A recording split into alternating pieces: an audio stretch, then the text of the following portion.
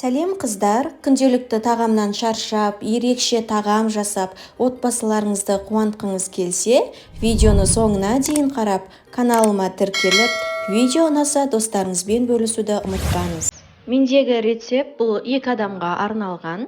Егер сіздерде адам саны көп болатын болса, керек заттарды мөлшерінен көбірек қосасыздар.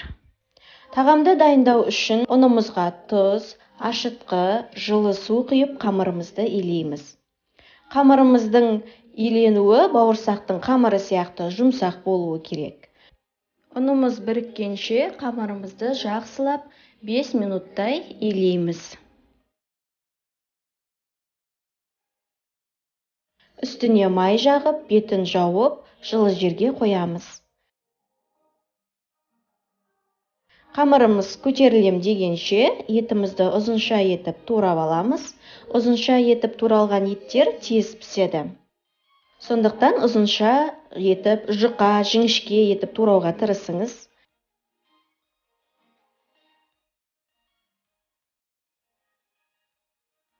Кез келген түсті болгар бұрышын қолдана берсеңіздер болады.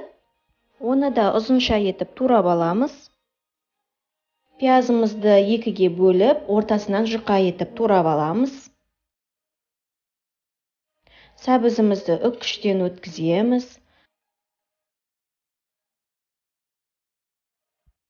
Табамызға май құйып, ет пен сәбізді және кішкене пиязды салып, тұз сеуіп араластырамыз. Астын баяу отқа қойып, бетін жауып қоямыз. Етке ешқандай су қоспаймыз. Көтерілген қамырымызды бауырсақ жайғандай қалыңдықта жаямыз. Қамырды жаятын кезде ешқандай ұн қолданбаймыз. Себебі қамырды илеген кезде біз бетіне май жақтық.